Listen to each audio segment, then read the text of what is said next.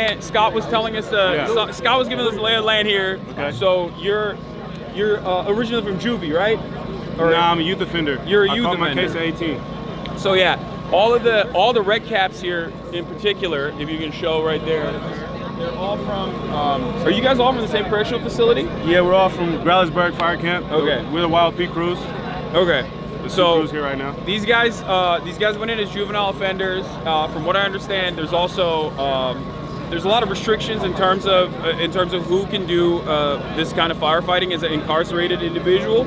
But for you guys, there's a additional opportunity, right? Like even if you went in as a violent offender, yes, sir. if you went into a juvenile facility, you still have the ability to come and get training.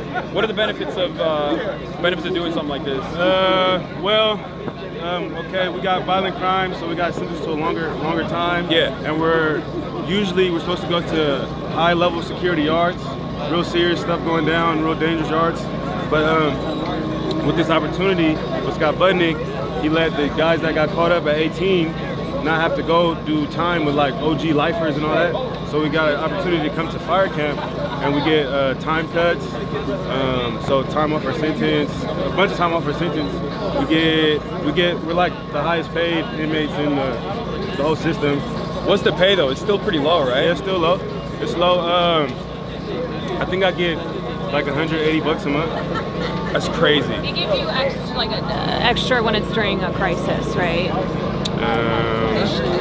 was reading that you were supposed to. Nah, we don't get no extra during no crisis. No? Not for us. Maybe the free firefighters, but we don't get no extra during the crisis. But there's supposed to be a pay increase in the future. We're supposed to get $5 an hour, but that's still low for like people on the street. But for us, we're like that make us like we'll be doing real well. Yeah, but you're doing crazy work. You're out here. You said 24 hours in, 24 hours out, right? And then sometimes they do 12 hours in, 12 off. But I mean, what are some of the things that you do on a day-to-day basis out here? All right. We go into. In terms of lighting, do you want to just move this way? That way. Yeah, let's do it like this. Yeah. All right. Yeah, that's probably better. Yeah. Well, we're the hand crews, so we go in with our tools. We hike up. We hike a bunch of miles. We're on the mountain. Then we grab. We work with our hand tools. You feel me? Yeah. So it's like the hardest job in the firefighting. In firefighting for the wildland. Period. It's like we're like infantry. We're the foot soldiers. Yeah. So we're cutting line. We're scraping brush. We're using chainsaws.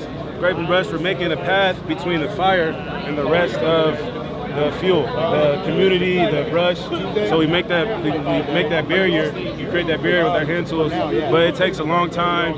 It takes hours and hours. And we go where the bulldozers can't get to. You feel me? So we're going tight spaces, real steep, where a bulldozer would like fall if it would try to go up there. It's crazy. So yeah, it's crazy stuff. We sleep out there. We get our rest when we can out there on the mountain. It's crazy. Yeah. So it gets dangerous too, right? It's dangerous. Yeah. It's dangerous. I have to dodge rocks sometimes coming down. Dodge them. You feel me? I swear to God, my mama. We got this. It's crazy, bro. It's crazy. It's dangerous work. Will you like it? Yeah. Do you feel like it's almost like a respite from being? Is it better than being in prison or no? It's way better because I was in a prison yard. I'm seeing guys get stabbed, get jumped, get beat up. The cops treat us like shit. But here, we get better treatment, right? They talk to us like humans. They talk to us like humans. We got a job. We're underpaid, but we got a job. Yeah. You feel me? And then the community comes out and shows us all kinds of love. We never received that growing up. We never received that kind of love, that kind of recognition for anything we've done. So now, doing this kind of stuff and all this love coming, that's life-changing for a lot of guys, because that's all they be needing is a little bit of recognition. With this, it's life-changing, and we get opportunities at careers. How long was your sentence? You don't mind me asking? 17 years. 17 years? Yep. God damn. They're gonna shave it off. Yep. They're gonna shave it off now. They're gonna shave it off. They shaving something off. They better shave it off. But you feel me? We ain't breaking, you know what I mean? We ain't folding. You feel me? 17 years, but now I'm at camp. I got about 2 years left. 2 years left. I had to work a bunch of time off with schooling and graduating high school. How old are you now? I'm 25 now. I'm forgetting. I've been down for a minute. I feel you. I started at 18, I'm 25 now. And you got linked up with this program how many years ago? I got to fire camp last year in November. That was the first time any person like with my kind of case, violent crime, was allowed to go to fire camp last year in November. So we're the start of it. What about for adult offenders? Do you think that like it's a good program overall, right? Like it's like even if it wasn't fighting wildfires, like do you feel like these kinds of initiatives? You talked about being feeling like a human, right? Feeling like a sense of dignity from other people. Do you feel like these kinds of programs, reintegration programs like that, would be successful overall? Like in terms of giving you proper training and giving you tools to one, lower your sentence, give back to the community somehow, and then when you go out, you have, well, I'm not entirely sure about the wildfire programs in general, but like in general, it's good to have that kind of work experience so you don't feel like your life is lost. Yeah, it could be successful, but the thing is the pay. The work compared to the pay is like, it's crazy. Yeah. So a lot of guys get broke off on the mountain, get their body get beat up. You know what I mean? Yeah. But if the pay went up, more guys would be more grateful for the opportunity.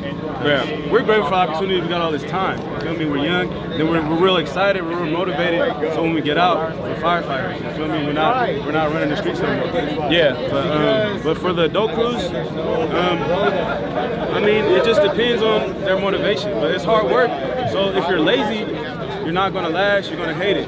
But if you're motivated to better yourself, it's going to work for you as long as you work it. I feel you. Yeah. It's nice to hear from you, man. I don't want to keep you from eating your food. It's all good, man. It's good, man. It's my 24 down. I appreciate you guys for coming out. Yeah, nice to meet you, bro. Nice to meet you too, bro. Anybody else want to come on?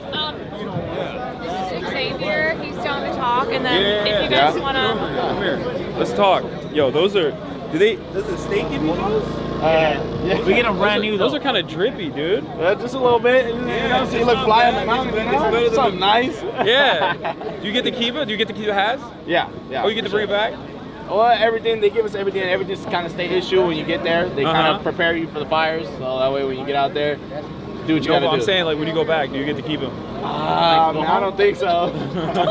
That's crazy. It's considered an antique. I don't think he wants to keep that either. I'm not gonna. I'm gonna cop his shoe. You're like, hey, can I get this? No, but I did see some jackets there. They're pretty sweet.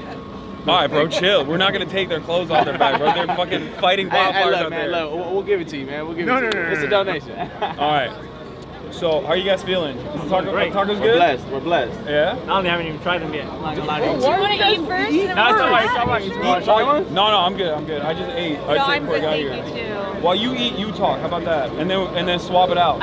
So again, Xavier and Angel for those who you don't want to eat on camera? Huh? Nah. I gotta go wait. There's hella ladies watching right now. They're gonna be judging. They're gonna be judging the way you're eating. He's not shy. He's not a shy one. No, don't even worry. Huh? He eats on stream, and you cannot be worse. Fucking with you. You cannot be worse. Yeah. So how you guys doing? We're blessed. You know, we're taking it all in. We just came down from the mountain yesterday. We were assigned to the Eaton Fire. Our division, you know, was meeting up with other crews, doing some hand line. The dozer only goes so far, you know. Our job is really to kind of get in the cracks and crevices where the dozer can go. And when we get out there, we work as a team, you know. This guy is crazy out in the fires, man. This guy goes crazy. So, let me ask you, how long you guys been training? Like, when did you get started with the program? It's a relatively new one, right? Yeah, it's relatively new. I mean, fire camps have been around for a while, but as far as for us, you get sent to a training facility before you're even allowed to come to a fire camp. And the training, honestly, will not prepare you for what it really is. You know, it's only a 2-week program. You probably do a couple sets of push-ups, run a mile or so. But yeah, but it's like, but does not prepare you for the real world. To hiking with a pack on or having to cut line for hours. But yeah, like I said, I mean, you won't be able to really figure out what it's about until you get to a fire camp.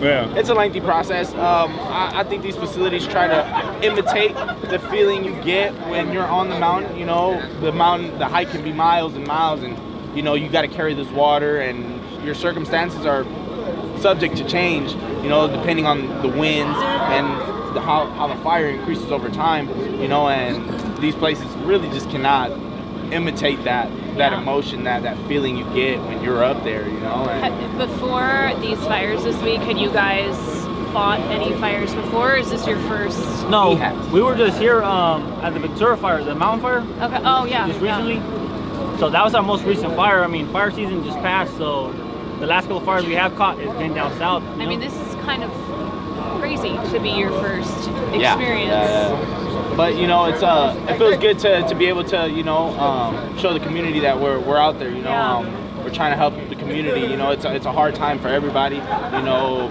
God bless those people that were affected in these fires. You know, coming back and your house is burnt down. It's very crazy. You know, it's a very crazy time. But you know, it feels good to be able to help these people in some type of way. Yeah, we were talking earlier about how I don't think a lot of people know that historically 1/3 of California's firefighting force is made up of incarcerated folks, and I think right now it's like 40-something% because of We're the backbone of the operation. how drastic this is. Yeah. There's a lot of you motherfuckers out here. It's the backbone of the They're like- operation, and you know, Cal Fire is kind of just to cover up for it, you know, and we get out there and we do the hard work. You know? Yeah. But shout out to those people. Those people do work too, you know. But we get the rough and tough end of the stick. Yeah. What do you guys like? What do you want people to know about either this program or about just being an incarcerated firefighter in general? Like, is there any, you know, PSA that you want to make? Like, what's something that people probably don't know, considering that a lot of people don't even know that you guys are out here fighting these fires? I mean, one thing I would want the public to know is just that we're taking advantage of the second chance that we're being given, you know, and this is the opportunity to change our lives, you know, the trajectory of our lives, to be able to get a career once we leave, you know, once we hit the streets. And we're blessed to be in this position, you know, and like you said, a lot of people may not know about it, but we're putting the work in to try to not only better ourselves, but better our communities. Bro, don't pump it up too much. They're not gonna give you more. They're not gonna give you more money. It's crazy. They get paid $5 a day. It's We're out there bullshit. getting it. No, I know, but We're out there but getting it. it's Fires goal, would is what be, we're this fires working would for, be you know? so much larger if they weren't out here. They need to get paid an adequate wage. I mean, you Right? do. Yeah, no, that's true. I mean, we get paid $5, $5.80 an hour.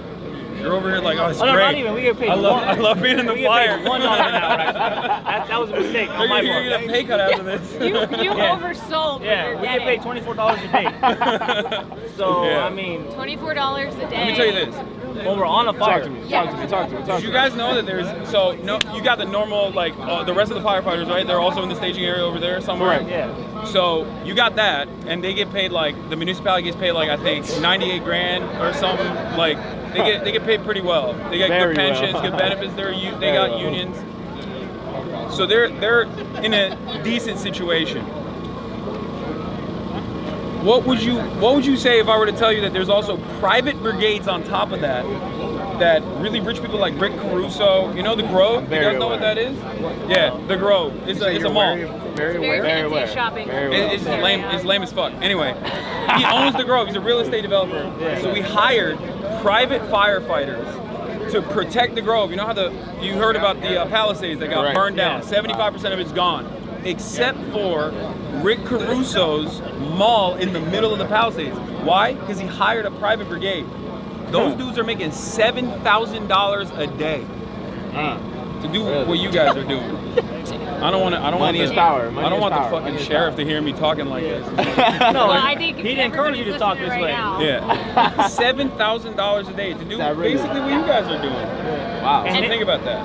You know, and it's crazy. You know, it's a big pill to swallow. But in this case, the return that we get is our second chance at life. You know, this is a pilot program. You know, a lot of us made decisions before our brain was able to develop, before the age of 25. You know, so I mean, this is our second chance, and this is our second chance to prove it. And you know, at this point, it's a blessing. You know, it's not more about the material, but the growth that we gain from this experience.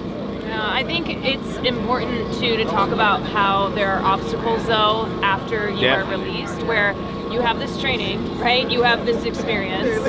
You deserve to have this as a career, but it's still really difficult, even with legislation that's been passed to work at expunging records and make it easier to get hired in this career. Like, it is still The it's reintegration difficult. process is a little tricky, and I believe it depends and it varies on the individual, because circumstances are subject to change. But at the end of the day, I believe if you want to change and you want to get out there, it's How long you guys got? If you don't mind me asking. I got 4 months I'm out. You got a year and a half left? 4 months I'm out. 4 months I'm out. Okay. I reside in the San Fernando Valley. December? Okay. How much time you have left? 2028. Damn, it's What gonna be a about whole you new guys? president by then. Don't worry, none of us are making it out. None of us are making it out by 2028. I taught him what Twitch was. Oh yeah. I've been in long enough, I didn't know what it was. Who here watches Twitch?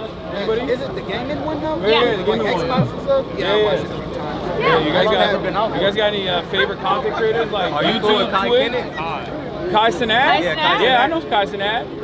Damn. Look at that, Kai. Pretty boy Fredo. Guy is that boy, huh? Guy is a boy, huh? 2K basketball. Oh no, I don't really play any 2K. Oh, they're You asking guys me to watch feed basketball games. commentators though? Oh, who do you like in basketball? They're talking about, well, we're talking about Twitch. Some of these guys are familiar. Some of them have been locked up too long, but they know, one of them asked about Kai Cenat. Like basketball YouTubers? No, he's They like, do basketball Kai? content. Then they're talking about One I can basketball. think of Gaming. Pretty Boy Fredo. So Illuminati. Oh, Soul Illuminati. Yeah, I know Soul. Yeah. I mean, I don't know him personally. I've seen his Twitch videos. come out? Yeah. 2000. When That's was cool. Twitch first? 2010. I mean, It was called Justin I'm not TV. homies. Like, So it used to be called Justin TV, and then it became Twitch. But it was really I don't think COVID where it became yeah, popular. it 'cause started everybody popping in was home. 2020 during COVID. Yeah. Yeah. But I don't Everybody was know. at home, man. Everyone was at home. The entertainment Gotta industry do is shut something. down. Gotta do like, something. we're looking for. So you guys get? How long have you been doing Twitch? I've been doing Twitch since 2018. Before that, I was at a company called the Young Turks, doing political commentary there. And then I switched over to Twitch, and I went full time in 2020. And I've been doing it. I mean, I love it. It's a blessing. It's given me fantastic opportunities. I get to do insane, cool shit like this. You know what I mean? And I have. I'm a political commentator. Like, I talk about the news in general. And I predominantly focus on like labor rights, things like that. Wow. So, and also rehabilitation over incarceration, things like that, prisoners' rights, concepts that are unfortunately very foreign for Americans in general. Sadly. Like, have y'all ever seen like YouTube videos of like a prison in Norway? Look it up. There's a whole show called The Worst Prisons in the World, right? Yeah, America has the worst prisons in the world, bar none, straight up. They say like, oh, Russian prisons are bad, Turkish prisons are bad, or whatever, but American prisons are obviously It's the a- fucking worst. Terrible. It's They're a trying to for-profit implement that in industry. California. Definitely. Definitely. Yeah.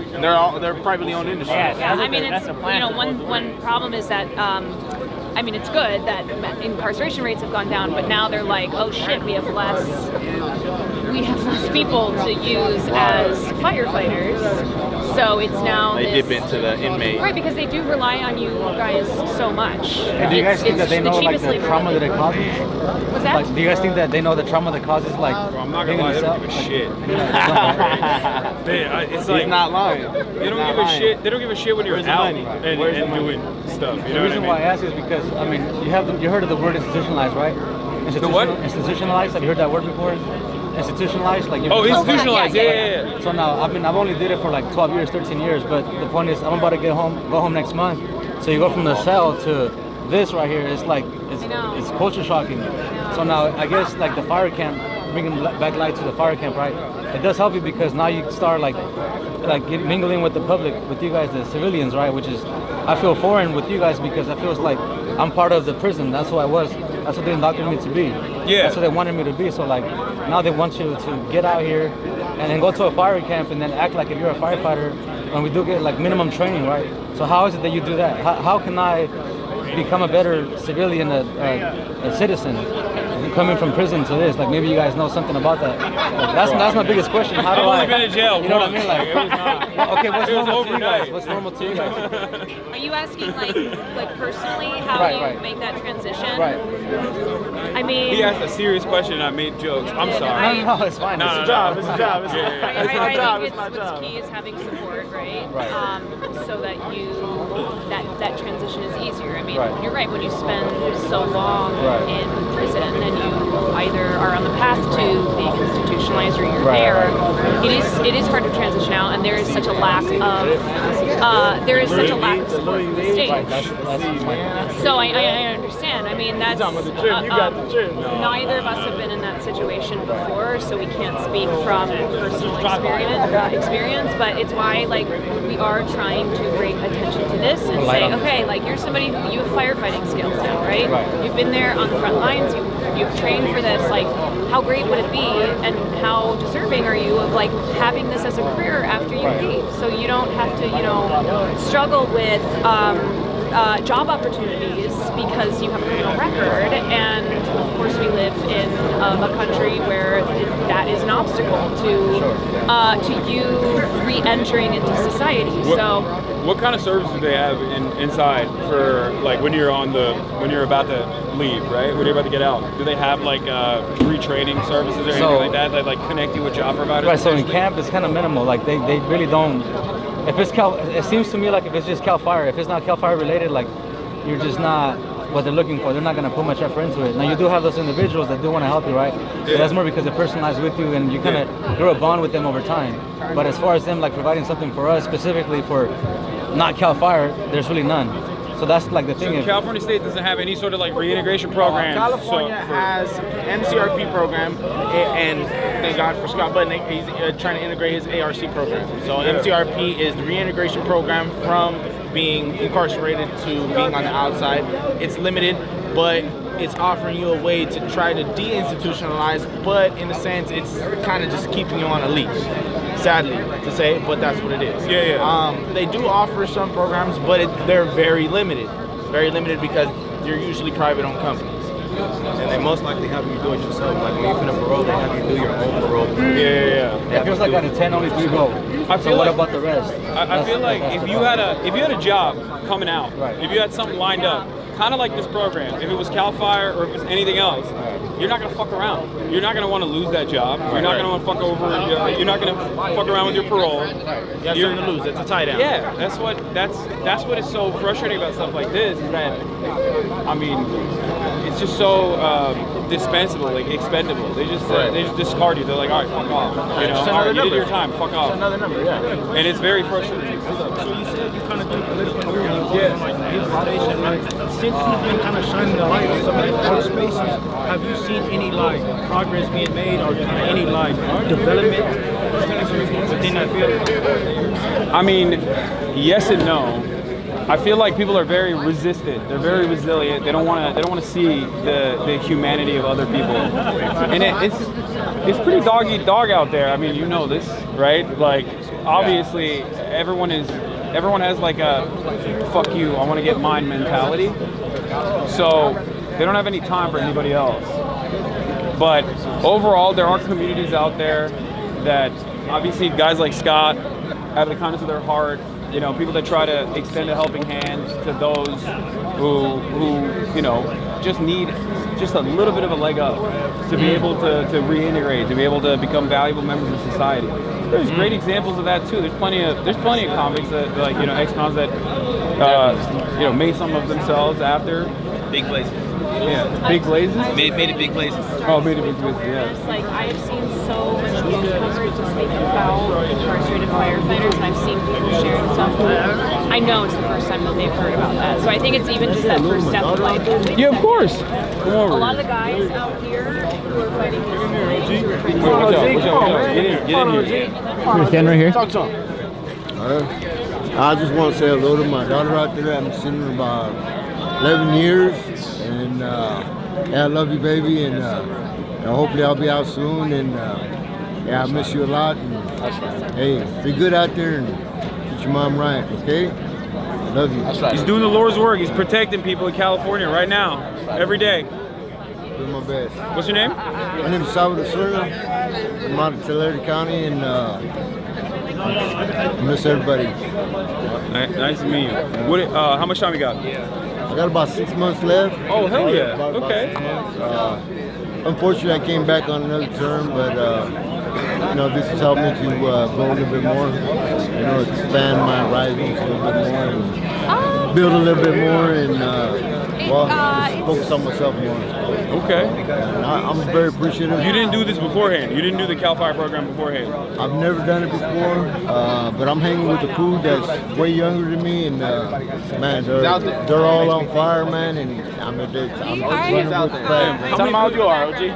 How many push-ups is OG doing? I'm 53 years old, and He can fire max I'm you going out, with man. all these 20s and 30-year-olds. So He's out there, if I man. could do it, anybody can do it. He's in the Wild Peak crew, so everybody in this crew is under 25. Yeah. Tell them, OG. OG's That's under true, 25 man. too. For sure. In heart. At heart. At heart. Well, I've been walking in circles for many years, so All right. I appreciate it very much. And thank you so much. Of course. Nice to meet you, man. Thank you for everything you're doing. Hey, thank you again. Keeping the streets safe. Yeah, doing my And best. so we are, you know, in the type of coverage and content that we do on the street, like as leftists, we try to bring attention to these issues that become better for everybody. So he was asking like, why do we care? Like how we got involved, and like that's a long story, but I try to explain to people all the time that are listening that they are closer to where you are, and I am closer to where you are than we are to a guy like Elon Musk or a billionaire or a multi-millionaire, you know, owns multiple condos, properties. Like, obviously sometimes people don't have a good starting position in life, you know what I mean? And they get lost in the system. Like, no one is like truly evil. I mean, okay, there's some motherfuckers who are truly evil, but like child molesters, they're evil. But like, other than that, you know, everybody has a story. Everybody's a normal human being. Yeah. A lot of good in people. I remember It's more about maximizing potential. Breaking that stigma.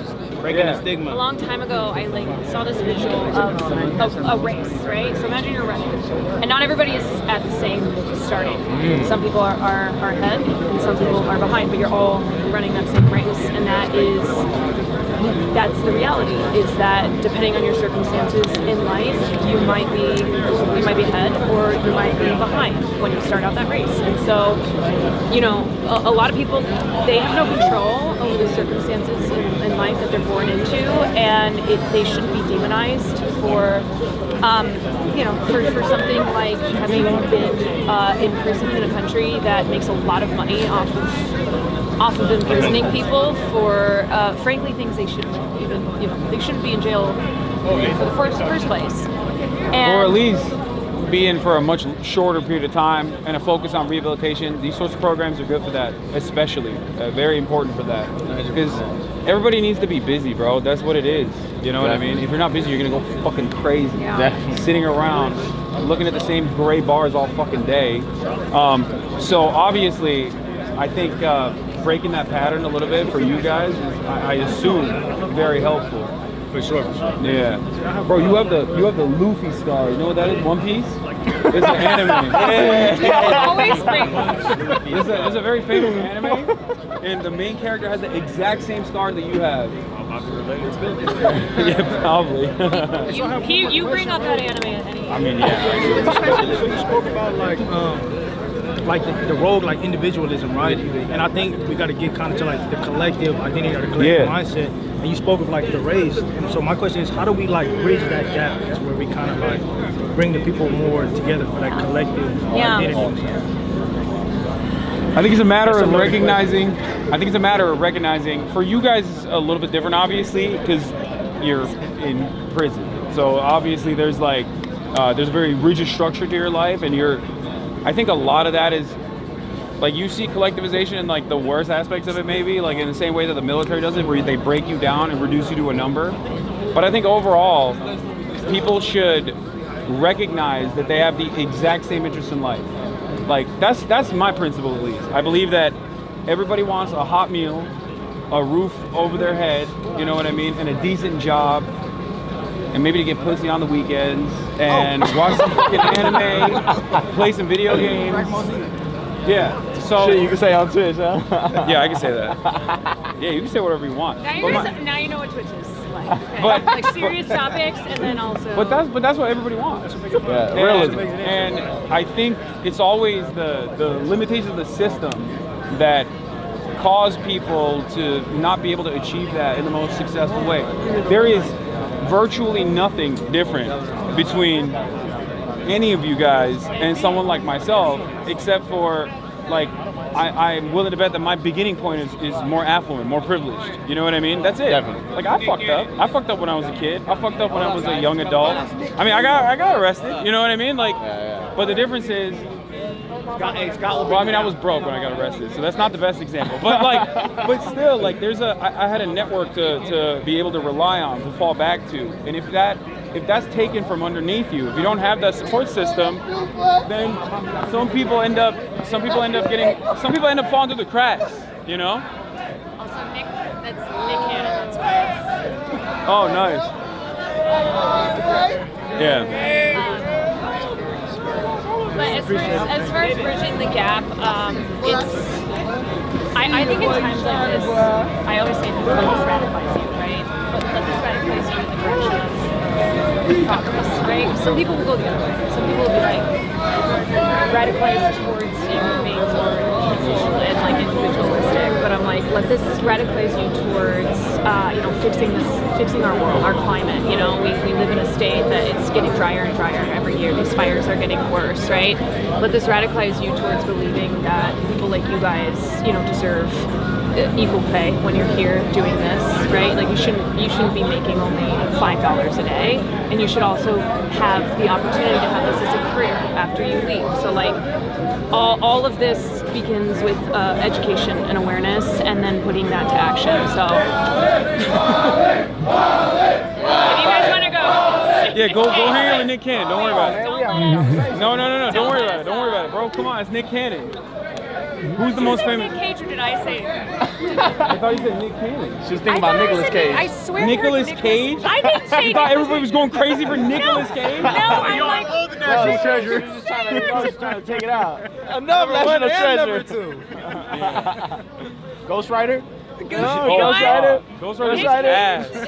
What kind of The first shit? one, man. What kind of shit are you guys watching? Don't listen to him because he Hey, it's doesn't watch. limited, man. He doesn't You watch gotta be anything, under okay? PG-13. They're not showing that They've shit. probably seen more than you have. That's probably true. I watch more anime, but I feel like I watch nobody. Naruto. You watch Naruto? Okay, that's watch a good. lot of And you watch it?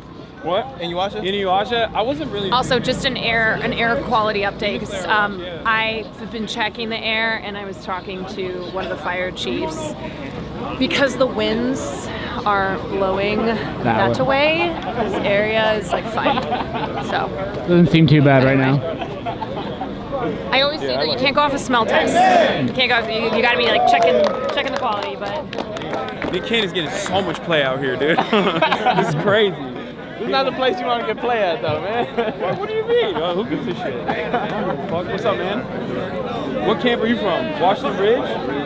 Hell yeah. So you guys are from different facilities? Definitely. Okay. There's multiple caps around California. What part are you fighting at right now? You're on Twitch, by the way. Do you know what that is? No? It's an online streaming service. It's live. But, so where are you fighting at right now? We're at our first day. We're at the Palisades. Let's get another angle. Let's get another angle, bro. Eating? Okay. All right. How you liking it down here? Have you toured before? Like, have you done this before? How many times?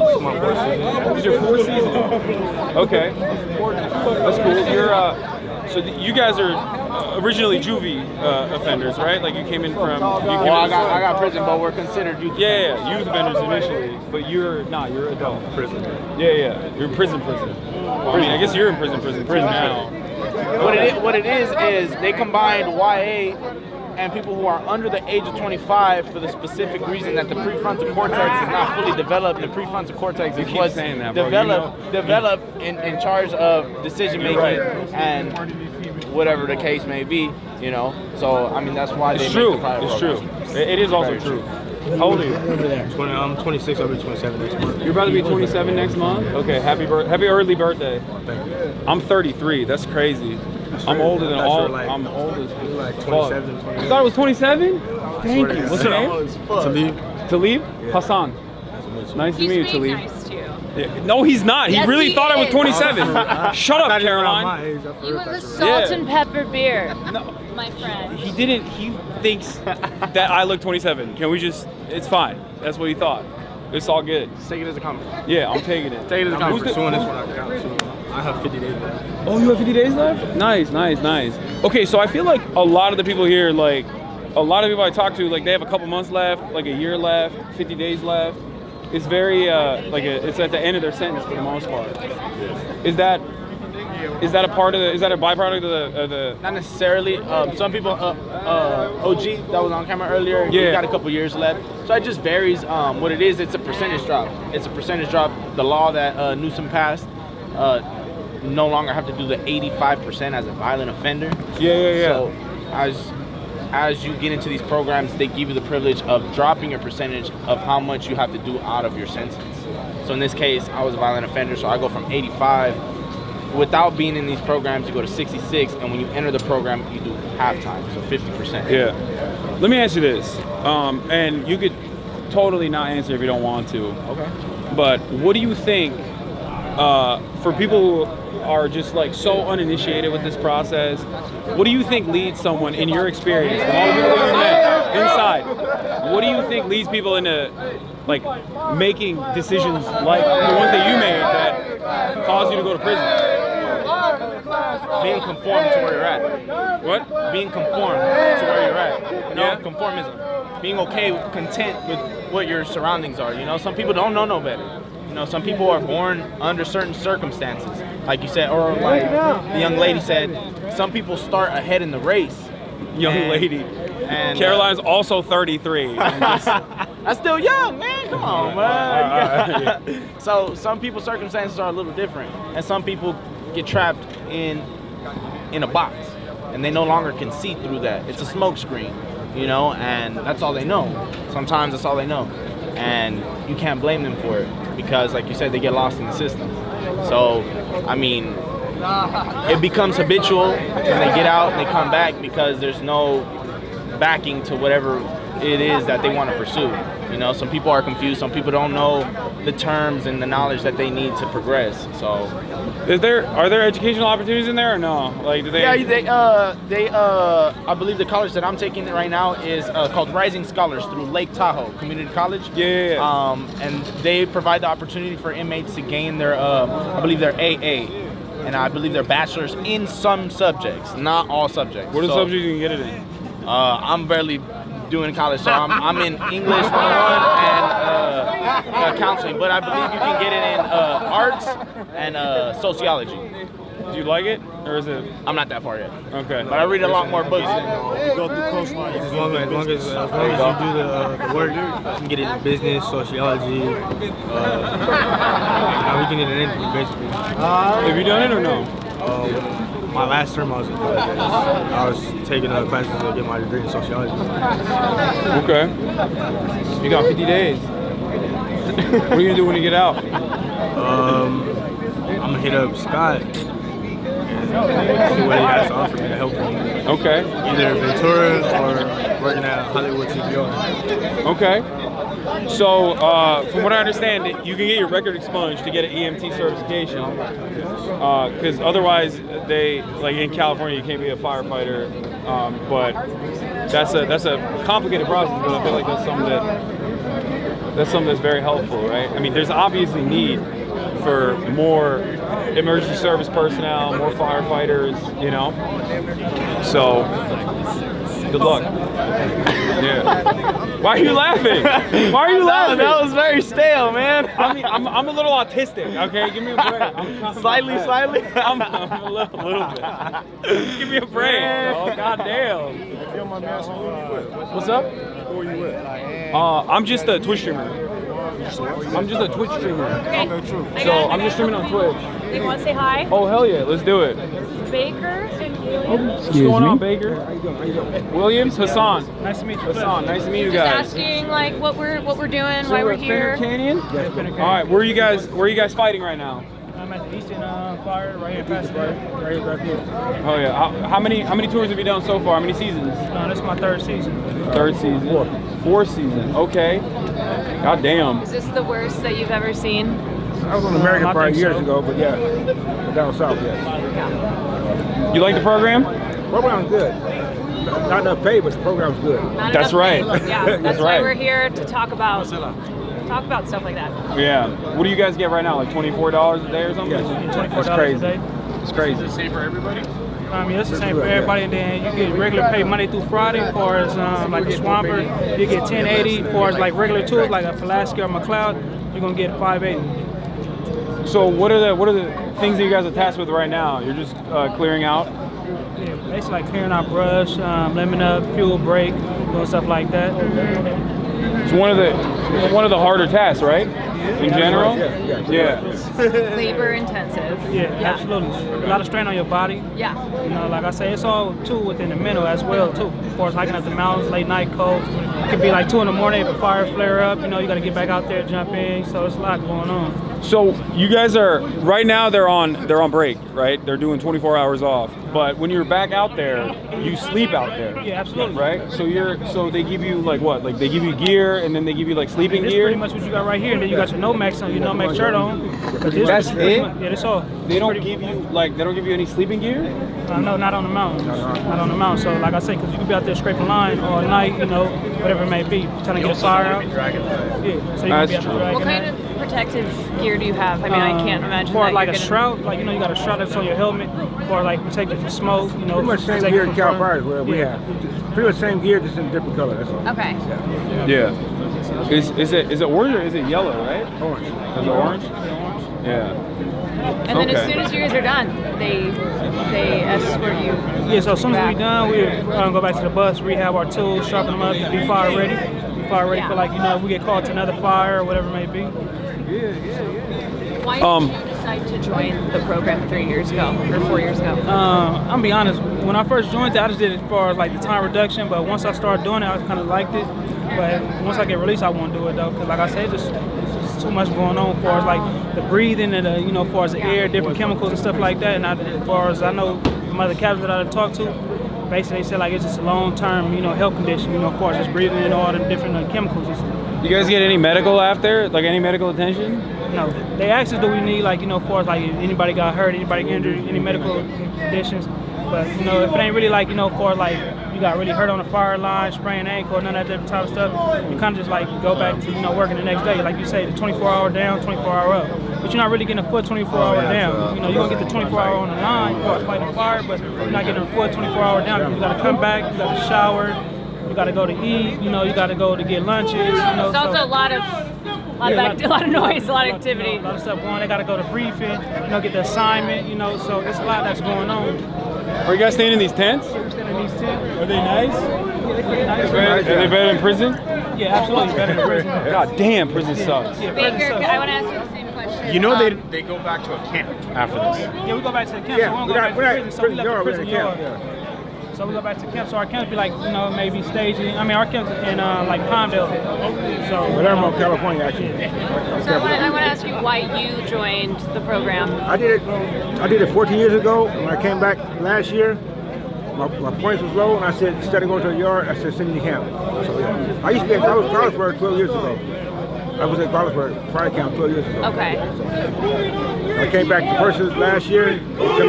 Unfortunately, I came back to jail. Instead of going to a regular prison yard, I said, send me to camp. Have you? So you got out of jail before, and then are you wanting to pursue firefighting like I when wouldn't you're mind, but I'm released 56 again? years old. I'm 56. Yeah. I'm still doing with the youngsters. It's a lot. Yeah, but I still, you know, for my age, I still get up that mountain. So I wouldn't mind doing it. And they say California don't have an age limit. So, you know, it's up in the air right now with me. Yeah. How much time we got? I go on March 15th. Nice. Yeah, I'm done. What about you? I go home in July. Okay. Yeah. So What's the first thing you do when you get out? Drink a beer. That's what I'm talking What about. kind of beer? Modelo. Okay, there you go. Modelo. What about you? See my grandmother. She in California? Yeah, she in California, so I'm gonna see her because I just did. Right now, I'm putting like 10.5 years. So I've been incarcerated 10.5 years. So I go home in July. How old are you? 32. 32? Yeah, came in at 21. You look young as hell. I'm 33. You look way younger than me. He's looking for another person to tell him that he looks. Okay, 27. stop. Yeah, one guy. One guy's now 27. All of a sudden, You're gonna be I'm riding riding on the that. fucking You're gonna high. be riding on that. I'm riding the high. So how are the cops? Are they all right? Are they dicks? You got some that's dicks, but for the most part, that's only one. But for the most part, we got good cops at Finnegan. It's like you got some smooth ones, then you got some that's just assholes that just basically they don't care, you know. Like I say, just it's just job security. That's how I look at it, like just job security. You feel like they're is it like a personality issue, or do you think it's just like they're just insecure? I think it's all of them. I think it's personality. I think it's like insecure, and then I think also some of these cops that you look at you down far as like just animals. They look at you like animals, you know. Some of them look at you like, but like I say, a lot of people in here, got good hearts. Some of us made mistakes, and just looking for a second chance. Everybody in here is not a bad person. They go through life, for a lot of in prison, a lot of rehabilitation going on. So like I said, a lot of people rehabilitating themselves and just looking for a better chance at life. You feel it's hard, right? It's hard to do rehabilitation in the current structure that exists, in the current carceral structure. Yeah, absolutely. It's like they make it difficult. Yeah, they do. I got some friends that were in county jail back in the day, and they basically describe it as like when you go in, it's impossible for you not to be worse than when you initially went in. You get worse. It's a lot of trauma that's going on within prison. Yeah. It's a lot of trauma. It's a lot of things that you see that's going on in prison. Whether if you're on a 3 or 4 yard, people as far as getting shot, removals, riots, all different types of stuff that's going on a yard. So basically, like that can be traumatizing, and then especially if you do it so long, you be like institutionalized. Yeah. And how long were you in before you got out the first time, and then? I was in 6 years, got out 14 years, and I'm back for like a year. All right. Well, I'm cheersing your beer when you get out. Thank you. Cheersing that. Thanks a lot for sharing your story, guys. Thanks for talking to us, guys. Appreciate it. Good luck out there. I need to get a water. I'm thirsty. No, it's gone anyway. Hold up. Thank you. That's the live stream, but also YouTube. But yeah, this is Twitch. Okay. You can go to. Y'all know what Twitch is? I ain't never heard of it. No, Aunt doesn't know what Twitch is. I ain't never heard of it either. Yeah, I guess it's technically it's a video game platform. Normally, it's a video game streaming platform. People play video games, and then people can watch it. It's like YouTube, but live. Basically. Thank you. So you mean to tell me that I can get paid for playing Fallout? Yeah, you like Fallout? Wait, hold up. What's your name? I'm Sean Armstrong. Sean Armstrong? Hassan, nice to meet you. Nice to meet You you. fuck with Fallout? I do. Wait, so when did you get in? This is my 13th year. This is your 13th year? Yeah. Damn, so you played like Fallout 1. I played 3 in New Vegas. You played New Vegas? I know the guy who made New Vegas. Never. Yeah, he might see this. Yeah, it's a good game. It is. Yeah. Now they just got PS4s at the camp, so I've been playing 4. Oh, hell yeah. That's cool. So you guys stay here during the duration of the firefighting, and then you go back to camp, Yes, sir. right? So for the rest of your sentence, you're at camp? Is that how that works? Unless we get in trouble, yes. Okay. And the camp is like much nicer than prison. Yeah, there's little to no tension. The racial disputes is not a thing there.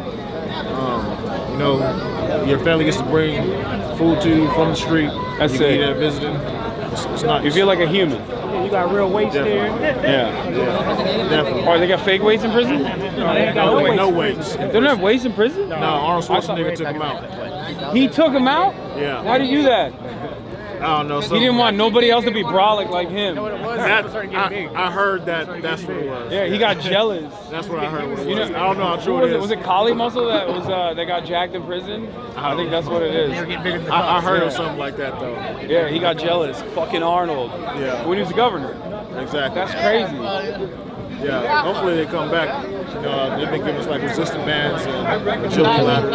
It's still good though. You can do calisthenics. Yeah, no, for sure. The CLC, we got like long wind. We might not be as strong as we was, but we got a lot of wind. Yeah, you got good cardio out here. You have to. Yeah, good burpees. Yeah. How long you got? I got a year left. Okay. This is actually my last year. I get out around December. What are you gonna do when you get out? First thing I'm gonna do is I'm gonna go back to work as a stagehand. I was thinking about getting an electrician class, like a 10-month course at SJC. But I'm also thinking about going to Detroit. So I'm trying to buy me a quadplex. What? Quadplex? What's that? 4-unit apartment complex. Oh, I've seen one in Bakersfield for like 300,000. I was gonna say any friend of mine, nigga, friend of mine. Okay. Use my money to make money. Okay. In prison. All right. You too. That's fair. What about you? How much time you got? I got about 2.5 years left. 2.5 years left? All right. What do you, Honestly, man, this place took off like 14 months of my sentence. Like that, from going from 80 to 50, or 66 to 50, it took off 14 months, and that was cool. Yeah, it took 22 a month. Yeah. So I was stoked whenever I seen that. It went from February 2028 to December of 2026. let me ask you something. Do you feel like it's the pay, or is the fact that you get training and you get to do something, or is it the fact that you get shaved time off your sentence? Or out of all of these 4 things that I've had to mention, which one is the most important for you? Which one's the best thing for you? The fact that you stay at camp, where it's like obviously a much more humane situation than like being in prison. Out of all of those factors, which one do you think is the most impactful? I think what I would choose myself, I would rather do 2 to 5 years at camp than 2 to 5 years in Jamestown. I do 1 year at Jamestown. I'd rather do twice that. Whatever I'm doing at camp, I would take that over anything. The pay's cool. It helps pay off the restitution. You know what I mean? It makes you feel like you're earning a little dollar. Yeah. But that's not. I mean, and we're getting they're upping the pay on stuff. From last time I was in camp, it was like your grade pay was like half of what it is now. Yeah, no, it's crazy. It's still crazy. $25 is unacceptable. It's not. But it's you know, those wages are ridiculous. Yeah. But I think that the time it's a hard one between the time, man. But I had to, just being at camp itself. You know, I'm learning self-discipline. You're teaching yourself how to work hard. I mean, to get up there and to go up there and cut for 5, 6, 7 hours, you're like sitting there. You're whooped. You've ran a whole Domar of gas, and you're just like, I gotta go hike up this mountain now. And it's a mind thing. It's something to train yourself. Just keep on moving forward. Yeah. And take that. Especially, when you get out of here. A lot of people have never. I'm gonna tell you, this is the hardest work I've ever done, and I've worked my whole life. What did you used to do? I've just done I've remodeled log homes and like this. A lot of construction, handyman. Where are you from originally? I'm from Tulare County. Okay. Porterville, Tulare County. Tulare County. I have no idea what that is. It's a small. It's not too big. It's North of Bakersfield. Right there next to Bakersfield, Visalia. What about you? Where are you from? From Bakersfield. Oh, you're from Bakersfield. Okay. Yeah. But, all right. This is a good place to learn. If you got a good attitude about this place, man, and regardless, everybody comes from a different walk of life.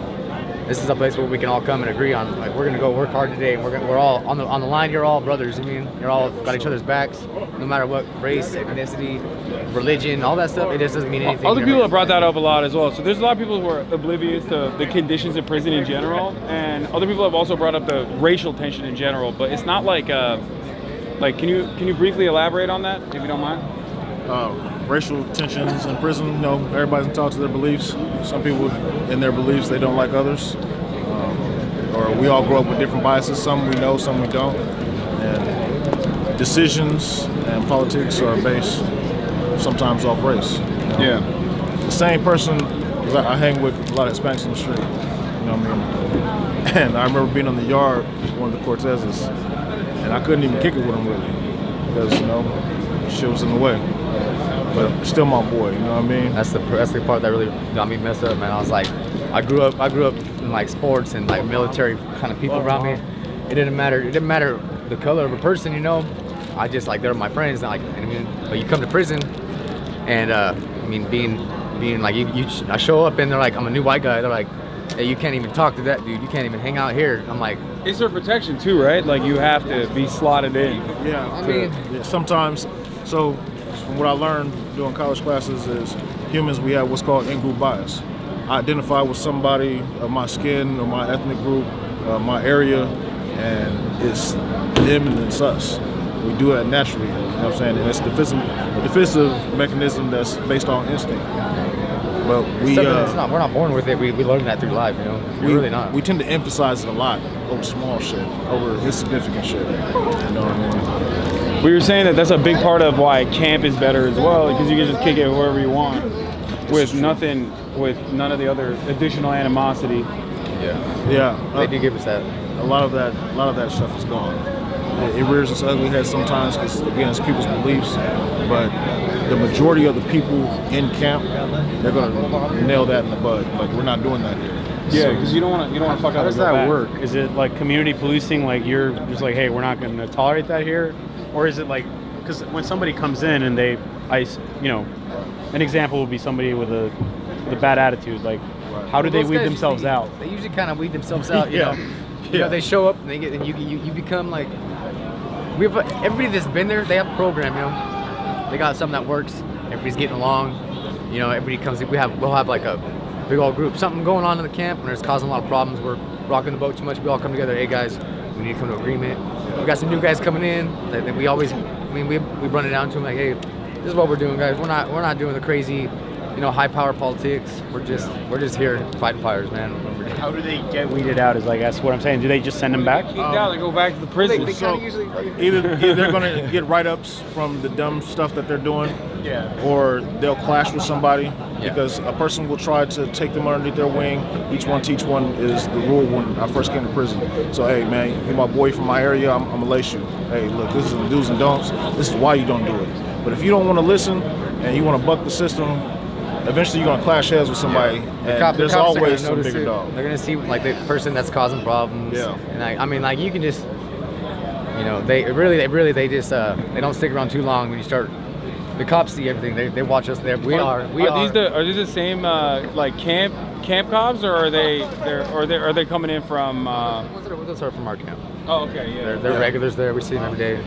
They've spent years in the prison systems, worked their ways down to a camp, and a lot of them are veterans, and they know the game. You feel like they're nicer overall than like normal COs inside of the county jail prison? I've met some good and tolerant COs since I've been in prison. A lot of those COs are now working at camps. So yes. Yeah, these guys that are here, they realize that, like, Yeah. It's just like it's good for us to be down here, you know what I'm saying? It's cool, it's where we want to be. It's the same thing for them. I mean, they've been surprisingly chill. I feel like normally, under normal circumstances, they'd be like a lot. I mean, regular fucking beat cops are more annoying than the guys. You have some, but they. It's really even just their coworkers. Everywhere's gonna have their assholes and their hard asses. Yeah. And like the people that are kind of like still in that 4-yard. Yeah. And like I want to ask you guys, have you been able to shower? Yes. Yeah. It was. Apparently, they haven't been able to shower in 5 days. Yeah, when we showed up, there was only. It was out there beating that ground. I know why y'all ain't got to be able to shower. Yeah. I mean, he was saying that Scott is bringing in. He got Coachella to donate some like mobile showers for these guys because they haven't been able to shower in 5 days. Yeah, they just barely showed up today. The mobile showers just got here today. Yeah. It was a situation that they had told us. Somebody on the Cal Fire said that they don't want no inmates using their showers. That's why we had to walk all the way around, and then we just got turned around when we was just finna go shower. We still ain't showered yet. Oh, in that one shower unit way over there? Yeah. Wow. They took our unit. Remember it was right here? Yeah, they took our unit and then told us that they don't want no inmates in their showers, so we still haven't showered yet. So those guys messed up. Got Coachella to donate us our own mobile shower unit. That way we don't have to go through this. I'm off of 24 just from yesterday, still ain't showered or been to sleep today. Yeah. Absolutely, man. That's crazy. But then when I bring up situations, when I bring up situations like this and then it gets seen by the higher ups, I get kicked out of camp. No, for sure. This is going to be retaliation for speaking up. Sure. And I know I got that coming. Yeah, no good deed goes unpunished, for sure. If we know what you guys were doing last night, you guys were cutting towards us last night. That was a rough cut. How long have you been in and out? Like, how long have you been going into the fight? We do 24 up, 24 down. So just like yesterday, we spent the whole 24 hours on the fire line. We're supposed to have 24 hours the rest today. We'll be back tomorrow, 24 hours, and it just rotates like that. I'm just wondering. Comes up to the mop up stage. We usually, because this is a fed fire now, so like we're kind of just like what we do count like state and fed is different. Like whenever it's a state fire, we'll do a completely different cut. We'll do a way more bigger cut. We'll do a 10-foot cut with a 4-foot scrape. But these guys, they have us doing a smaller one right now. They just have us doing the 6-foot cut with a 2-foot scrape. Yeah. So yesterday we went in with an 8-foot cut and a 4-foot scrape. Yeah. It depends on which fire you're at and where you're at. You guys on the eat right now? You gotta ask him. We were told to follow the feds rules because they run it a little different right now. We were on the spot where the dozer line, where the fire flew over. That's where we were. You guys were coming towards us. We were going up. Where Finner Canyon was meeting you guys. That was rough last night, bro. They had us trenching the whole way up, the whole way, and I'm second Pulaski. Yeah. I'm swinging my arms all day.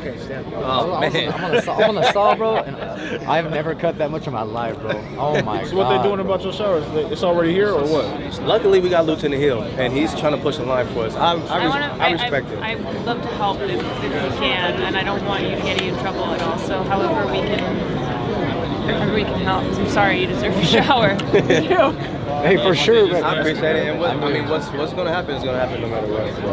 That's going to happen. It's kind of how the dice rolls around here, you know. Like, if you want to know what happens, come back and check on them in about 3 months. You don't need it anymore? We know it's no, I mean, you gave it to me. Well, yeah, it's fine. Huh? Okay, 1 second. Yeah, you guys play at camp, right? You got a PS4? well, our camp Not at our camp, no. Oh, your camp doesn't. We're trying to get it going over there so we can have some activities for us. We're trying to activate. What is it? What, you got weights though, right? Oh, we got weights for sure. So you got weights.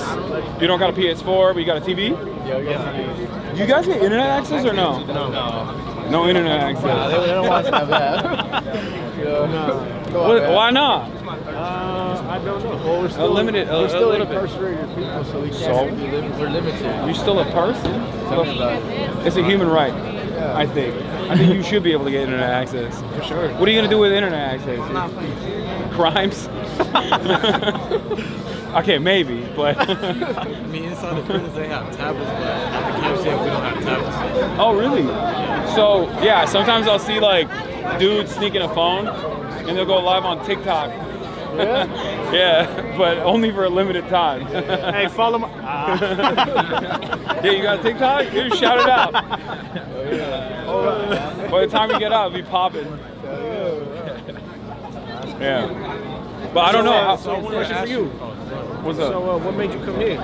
What made you come here and? So, I talk about rehabilitation a lot. Like I cover primarily labor-related issues, politics in general, and one of the things I talk about quite a bit is how dog shit the American prison system is. For sure.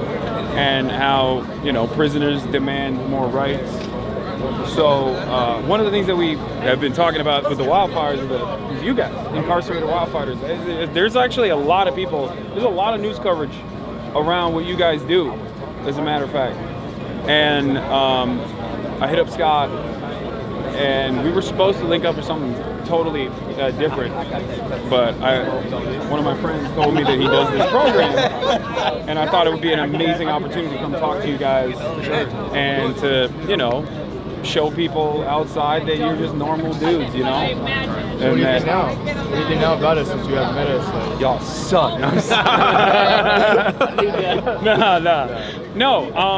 I mean, nothing really changed from my perspective. Like, I don't know. It's just, yeah, you guys are just regular dudes, But I think the way that a lot of people approach it, they think like, oh, someone has done a crime, they're evil, they're automatically bad, they're scary. And I want to break that stigma a little bit, and show people that that's not the case. And I feel like if they recognize your humanity a little bit, then they'll be more open-minded to initiatives that initiatives that are helpful with reintegration, initiatives that are helpful with like hiring, former inmates. For sure. Trying my best. And we appreciate you for that. We got to get you to our camp, Growlersburg. I'm down. Yeah, MTV Cribs. Coming soon. No, I would love to do that for sure. Coming soon. I'll talk to Scott. If we can make something like that happen, that would be great. Oh, yeah. Let's do it. Come check out my bunk. We'll make you a little spread. Eat real quick. Yeah. We'll go on Twitch, No, there's like Twitch Cribs. There we go. There's actually a thing there's a thing on TikTok with like prison food, where they show like different things that people make in prison. So we could do something like that, like a little cooking segment. You gotta make it though. You gotta make it. I'll make it. We'll tell you how to do it. You do it. The only thing I know how to make is chicken. That's all I know how to make. So I don't know. We're gonna do something with that. Yeah. We're gonna do something. What do you guys make? What do you guys cook? You cook your own food? We make everything. Rice bowls, burritos, nachos. That's sick. Sushi, tamales. Okay. We cook everything out of what we got though. Yeah. Soups. So how does that work in how's that work in camp? Like it's not because in prison it's like you got a chef or not a chef, but like you got someone working the kitchen and yeah, he's just like not a chef for sure. Yeah. You got someone. Yeah, you got someone over there. Yeah, I don't know what he's doing. Just sitting there just whipping stuff up. But like in camp, do you make your own food? Like is that so it's kind of the same thing. We have someone that cooks for us, but we can also buy our own food from commissary. Yeah. So we buy our own food. We make it. What do they have in commissary? Hot Cheetos. Sausages. How much is the hot Cheetos in the commissary? Like $2.65. Oh, okay, so it's like normal price. It's not because I know phone calls are like I don't know how it is in California. It's free now. Yeah, it used to be a big ass fucking problem. It used to be a lot. That shit was awful. So the phone calls are free now. So everyone that left, come back. I could call you now.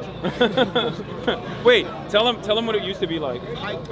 So it used to be a lot, like 33 cents a minute. 33 cents a minute. 33 cents a minute. $1 a day. Like a 15-minute phone call. We just been like $100 a week. Yeah. So that's why we're all single now. Am I right? Oh no, just me. Wait, okay, so how does that, like, why is that important? Why is it important that you have access to the outside world like that? Well, just because we're not trying to get institutionalized. Like, we're not trying to get stuck in here because we're still people, like you said. Yeah. We're still people and we're still trying to strive and we're still trying to grow and get out of what we're in. Don't get me wrong, like what we're in, it's a great environment with the people that we surround ourselves with. These men right here, I'm with them every day and they're helping me grow every single day. They're helping challenge me. Whenever I call home, I'm able to talk to my family. Not only does it motivate me, but it keeps me updated with the streets. Hey, this is going on in crypto. Hey, you need to get your bank account up. You need to, like, all these information they're giving me that he can't give me because he didn't experience that. Or he didn't experience crypto? that. Don't do crypto, bro. You're gonna lose all your money. We'll see. Oh my God, bro! Don't do it. I promise. Don't do it. It's not a good idea. All right, you got to put me up on game on that thing. Okay. Yeah. Don't do that. Gotta get into the sports betting. Oh my God. No. No. So what would you suggest to get into? No. Don't gamble, bro. Don't gamble. What I suggest. Unless you're going for the 49ers, then gamble. Hell no. Go ahead, though. Anyway. No. What I would suggest is trying to get a decent wage job and work a job, pay rent, live a decent life. There's a lot of people who don't go to prison who are also lose a shit ton of money doing crypto and gambling and all this stuff. It's bad. It's not good. We see, so without connection to the world, I wouldn't know this. So now I'm just thinking I'm going right into crypto, but look, we need more connection with the world now. No, you need less connection with the world. You're trying to make crypto puts. You're trying to make calls. How's the crypto doing? Hey, so what's going on over there? Like, what you mean Allah? What? But okay, so I asked some of the other guys this question. I was wondering, what do you think? Like, out of four qualities of the program that you're in, like, which one do you think is the most significant for you? You got time reduced. You got conditions in the camp as opposed to prison, which are significantly more humane, right? You got a job, so you're busy. And I forgot what the fourth thing was. God damn it. What the fuck was it? But okay, out of those three, what do you think is the most significant? Time reduced. Time reduced? Time reduced. Okay. I'm trying to go home. That's it. Yeah. I feel like a lot of us, we got oversentenced, especially for the crimes that we committed. For sure. So it's giving us a chance to go home early. And you guys are also young offenders, right? Yeah. Yeah. So we're not supposed to be here. Of course, someone probably already told you that, but yeah, we're not supposed to be at camp right now. No, yeah, I know. Because Scott Budnick Shout out Scott, you're number one, man. Hey, yeah, shout out Scott Budnick, you know. We're here, and we're very, very, very grateful. All right. If you don't mind me asking, what do you think, in your mind, in your assessment, from all the people that you've met in prison, in camp, what do you think is like a leading reason for how you land up in prison?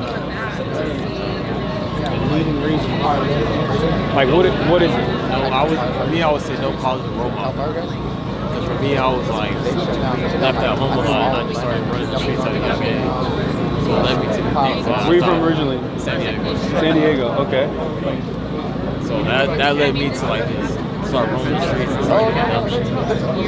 I would say kind of touch on the same thing, no guidance, just not having a positive guidance. The environment that I grew up in, of course, it led me into a different direction, and yeah. What about you? So first off, obviously there's no excuses for what I'm saying, right? I've hold myself accountable for what I've done, right? But I'm not the commissioner board. There's circumstances, right? No, I feel you. My circumstances, like my mental health, as in my insecurities, I didn't have no one that I could talk to. The schools I was in, they didn't really teach me how to like behave and like correct behavior. They were like favoritism towards different races and ethnicity, and I think that like made me go different ways with the social groups. So like I couldn't really like fit in with nobody, so I had to branch out to different people, and like that's what made me commit my crimes and find different people that had the same values as me, which is violence. Okay.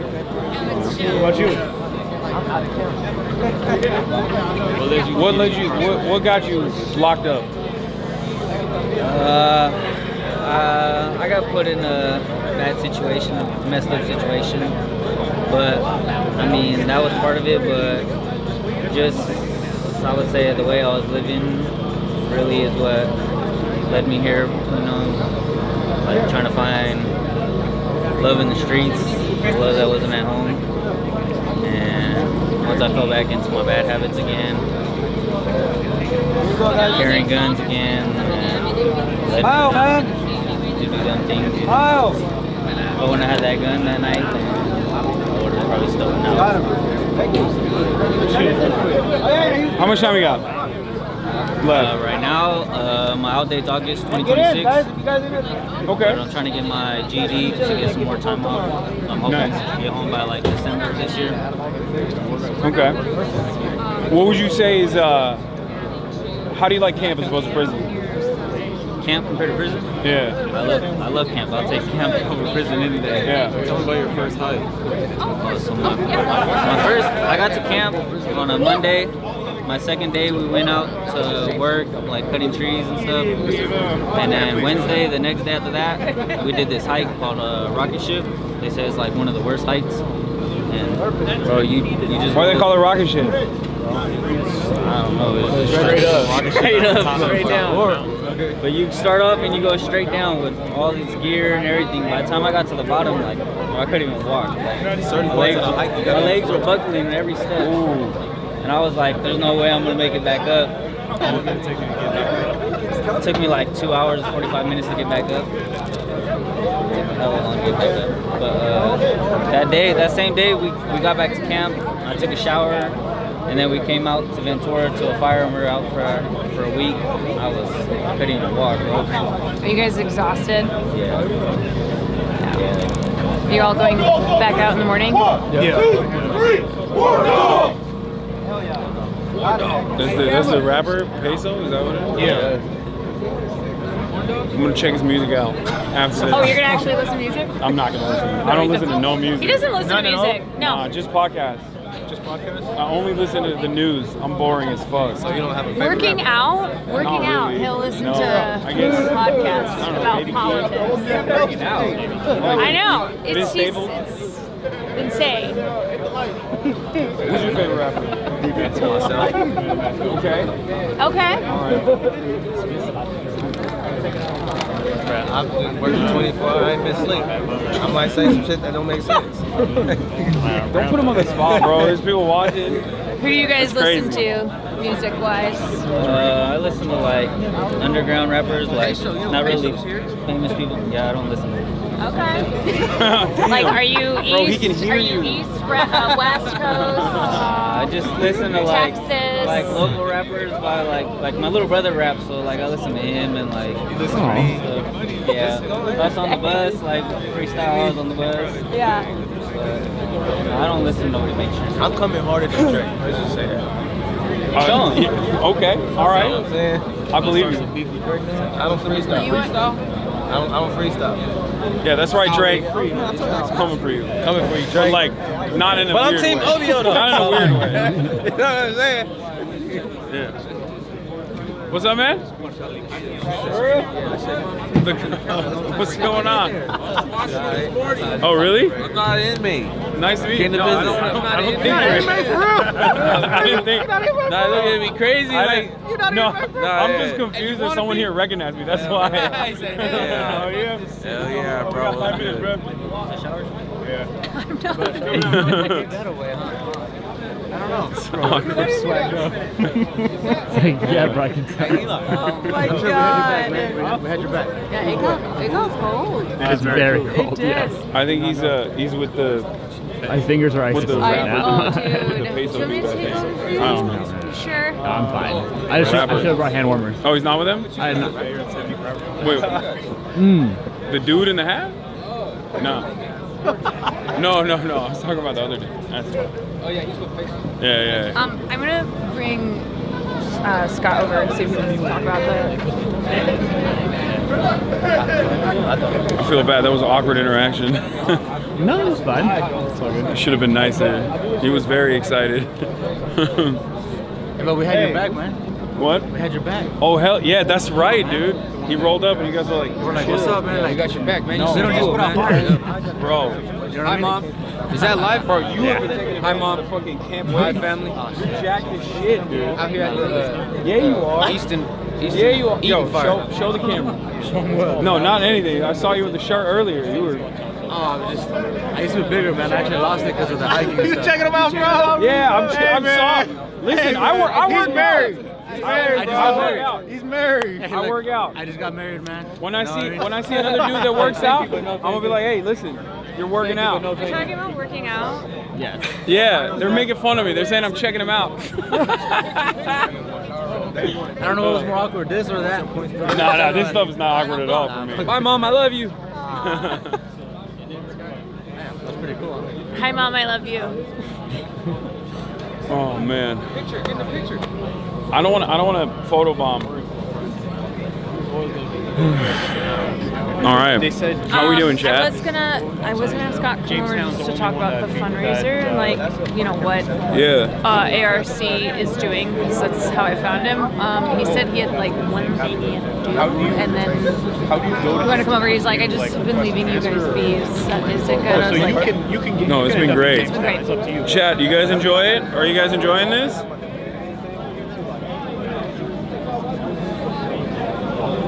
It's fucking dope, right?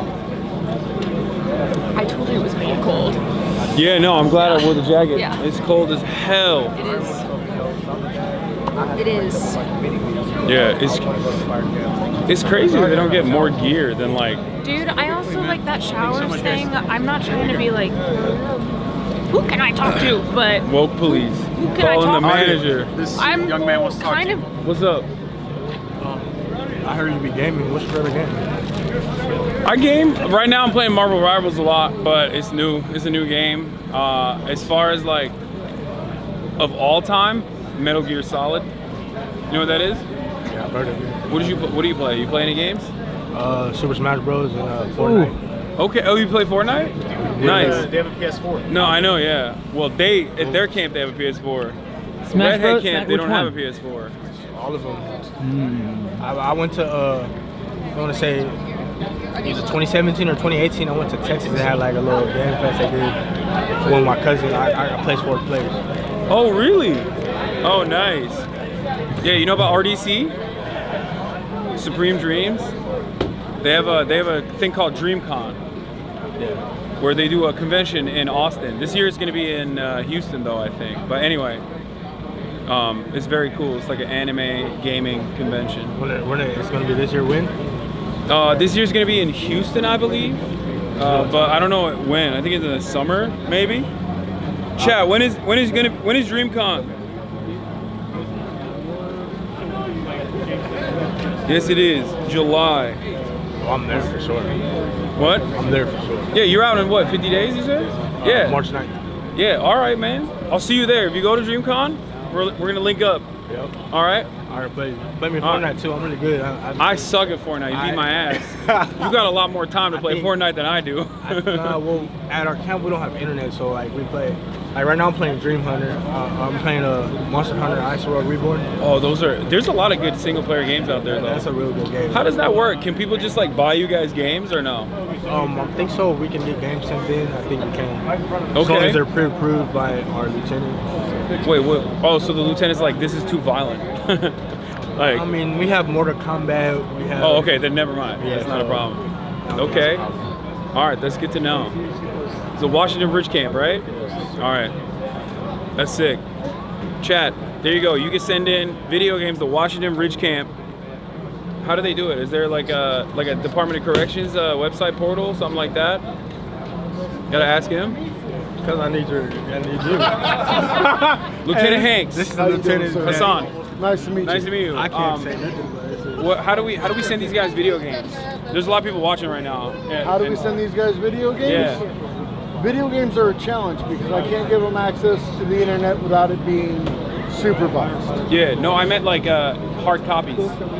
You donate them to the camp, so you send it to the address of the camp, and you state that you wish to donate it for camp, and then we'll include it in the systems we have. Hell yeah. Does it have to be like a maturity level restricted? Yes, it has to be maturity level restricted, and it can't have an online component to it.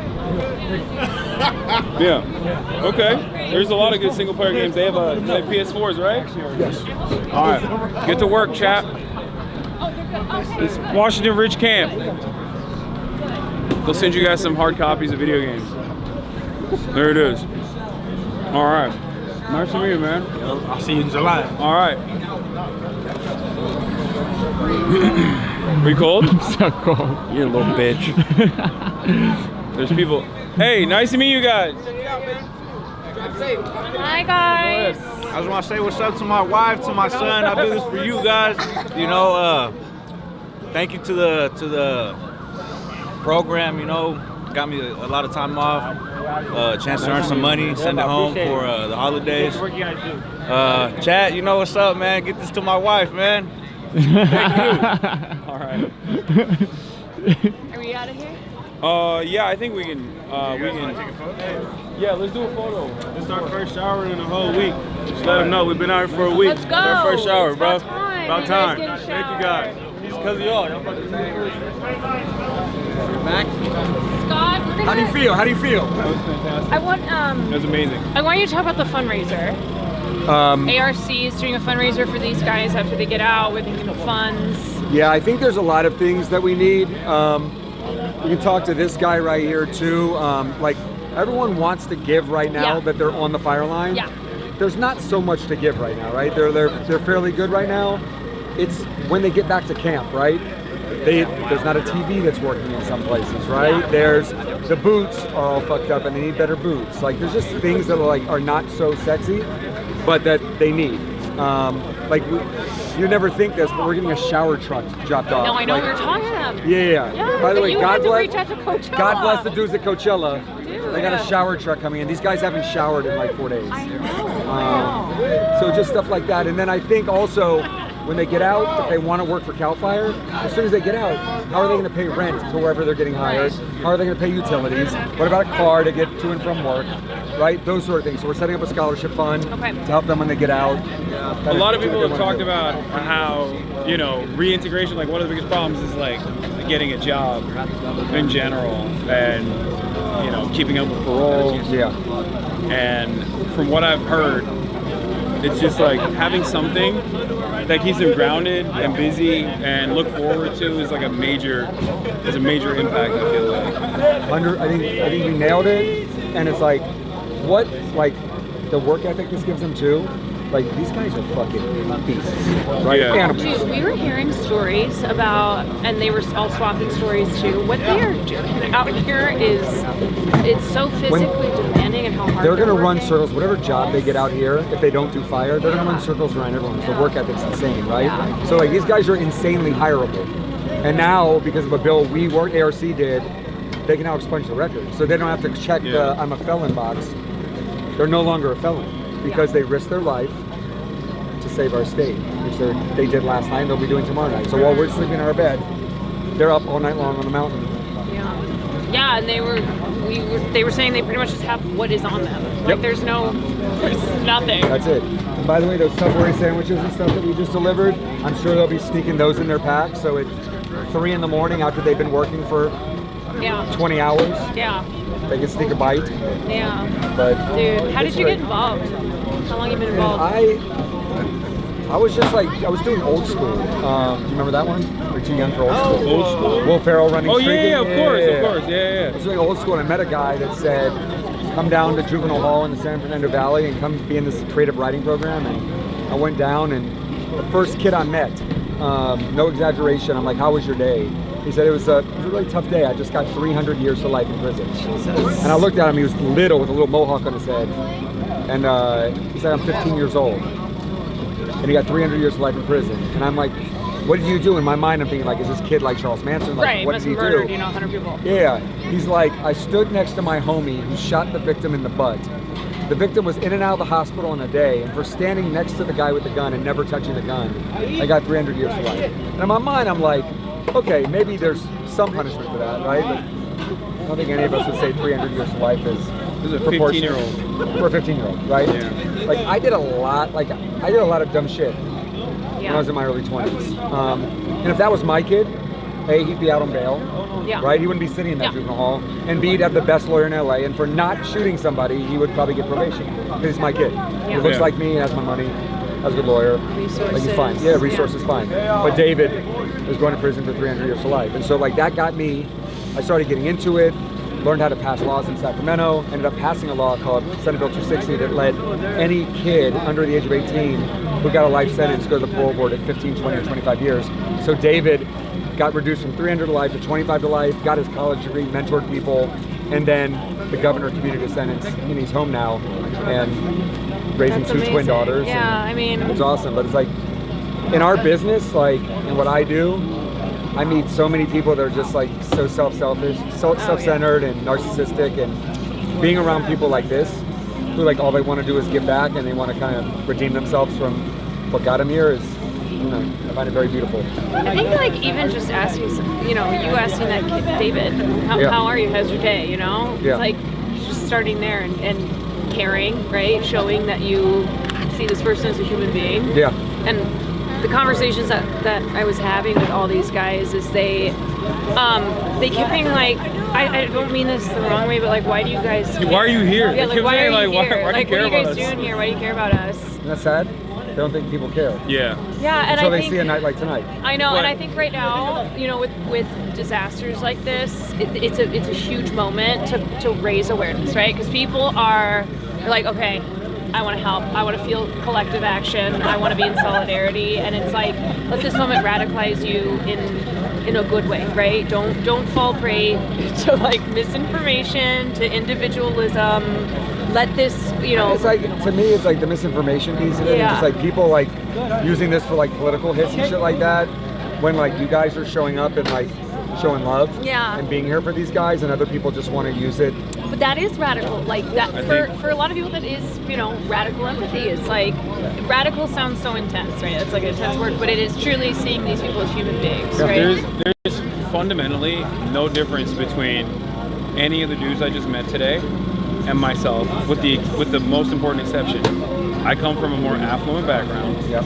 And therefore, when I fucked up, I had a support network to rely on. Yep. I had my Me family too. that could set me straight.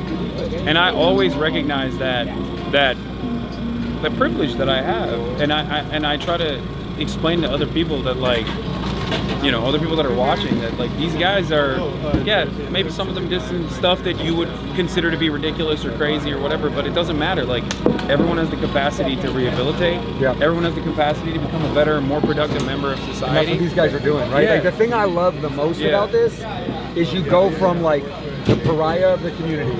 Yeah. Like, we want to separate you because you're too dangerous and get out of our community. And now all of a sudden you're a first responder, you're a hero. People are baking you brownies and cookies. Yeah. because you're going up in a mountain and fighting a fire so it doesn't kill our. I think it's but I think yeah, you're right. The dignity aspect The dignity aspect of it is huge, and I feel like that's another thing I want to do if we can do this, because they were talking about like going back to camp. Yeah. If we could potentially film the camp at some point. No, we go. Because as soon as they're back, let's go. Okay, that's a great idea. I want to do that 100% because I think from what I see, this is like one of the closest aspects to a more rehabilitative approach. Yeah. In like the American carceral structure. 100%. Because like one of the things that everybody talked about, and across age groups from different camps, everyone was like, there's no racialized, like there's no race stuff. Everyone is the same. Nobody rocks the boat, because you get all of these positive incentives of sentence reduction, but more importantly than that, the conditions in the camp are significantly better than prison. Significantly. And by the way, that doesn't mean it's actually like better than your living conditions at home. Yeah, those guys couldn't shower for 5 days. They also don't have internet. They don't have internet access unless it's supervised. But I think that plays a major role in people feeling like human beings, and it helps with reintegration in general. 100%. David, Campos, get Jersey, bring him over here, please. You, both of you. This is an incredible story. Wait till I tell you this story. You'll love this. I think like, I was on your live stream as you were driving, and I saw other people commenting about modern day slavery. And I'll say this, it's like, I'm running like a massive campaign right now with Governor Newsom and others, trying to get him to raise the pay, because I agree that the pay, it's been $1 an hour since 1984, right? That's unacceptable. So there was an actual legislative proposal this year to go from $1 an hour to $5 an hour, and it got killed. So this year I want to accomplish that, but like no one's forced to be here, right? This is voluntary, and it's now. 5 years ago there was no path to a career. You risked your life, you got paid nothing, you got out, and it's like, no, we won't hire you. Now there's a path to a $100,000 a year job. And I tell these guys, like, who cares what you get paid? Volunteer to get out of a prison cell, save people's life, make amends, redeem yourself for the shit you've done. Even if you're volunteering, you get paid nothing. And I'm going to do everything I can to make sure you have a career where you can make $100,000, $150,000, $200,000 so your kids never have to go through what you went through, and then go to a great private school and a great college, right? And so, like, I really love it. 5 years ago, maybe it was more like that. Today, not so much. Let me say, yeah, go on. I was just going to say, can you give any update on where a bill like that is? You said you're working with I think it's gonna be more like, you can go a bill route or you can go a budget route. The budget process starts now in January. The governor released his budget this week. And then they close the budget in June and it becomes a state budget. So between now and June is when he will either force his Department of Finance to do it or not do it. And the governor was here tonight. I'll sing his praises if he does. Yeah. That's right. He, I'll tell you this, like, he really, in terms of fire stuff, he's done incredible. No governor in the last 30, 40 years has doubled CAL FIRE's budget. $2 billion when he came in, $4 billion now. 7,000 firefighters there, 14,000 now. Like, he's doing it. I want to tell you a quick story. Where's Campos? Get Campos. Campos, stop talking. Get over here. Okay, this is a great story. So, this guy right here was my student in Somar Juvenile Hall when he was 14 years old, facing life in prison. Didn't get life in prison, but got 14-year sentence. 14-year sentence. At 18 years old, as a kid, he gets sent to the most violent prison in California, Pelican Bay State Prison, up on the Oregon border. So he's now an 18-year-old at Pelican Bay, and he got out of there without ever getting into trouble, went down a level, and then came to a college program I was doing at this prison called Ironwood, and ended up graduating college, doing great, came home, interned for me at my film company for a little bit. The director, I don't know if you guys know who Destin Cretton is, but he did this movie called Just Mercy that I did with Michael B. Jordan and Jamie Foxx. Destin's like, I need an assistant during post-production. I'm like, interview David. David interviews. He becomes Destin's assistant for the post-production of Just Mercy. Destin then does a DC Comics movie called Marvel. Oh, shit. Okay. No, bro. Shit. We're talking about both. Okay. Marvel movie called Shang-Chi in Australia. takes him while he's on parole to be my his assistant in gosh. Australia on Shang-Chi. Yeah. Gets better. This motherfucker right here is the lead man, so he's the head set dresser, Local 44, and Let's Make a Deal on The Price is Right, which I've watched my entire life. And he hires him in the union, so now we're talking about $150,000 a year, etc. to work for him on Let's Make a Deal on The Price is Right. This motherfucker crushes and works so hard on Let's Make a Deal on The Price is Right. This guy's now hired like 20 guys that have come out of prison and is doing incredibly, right? Hell yeah. Best guys in town. Yeah. You know, they want it. They're happy. They're better than getting somebody's kid that wants to get in. You know, they've been taught. You know, and it's one of those things. The drive, and you can't teach that in people. You know, the drive, their work ethic, all that kind of stuff. You don't get that. These guys have proven. And it's like, whatever their past is their past. We don't give a crap, you know. I just want a happy, smiling face and somebody to hang out with at work and have a good time. And now 20 of them are, and if I could get more, you know, I would have 150 of them because it's, you know, they're great workers, you know. What a cool job to have. Yeah, I feel extremely blessed, honestly. And we're at Price is Right, and Let's Make a Deal. We're all a family. So it doesn't feel like work. You know, I look forward to going there and being with my friends. And yeah, we work, but it's a great time. You know, we all get along really well. And it's a great opportunity. My cousin won a car on Price is Right once. There you go. Oh, bro. See? We're always making somebody's life a little different, you know. To see him at 14 years old, locked in a cell facing life, and mentor him when he was 14 years old, to now see him making hundreds of thousands of dollars on the show, then to now see him here giving back and feeding guys that are currently incarcerated, like, talk about full circle. Okay, sorry guys, sorry I interrupted you. And this is the man right here. Thank you. Nice to meet you. I think we're about to head out. Yeah, Are we nice heading to out? meet you guys. Thanks for sharing your story.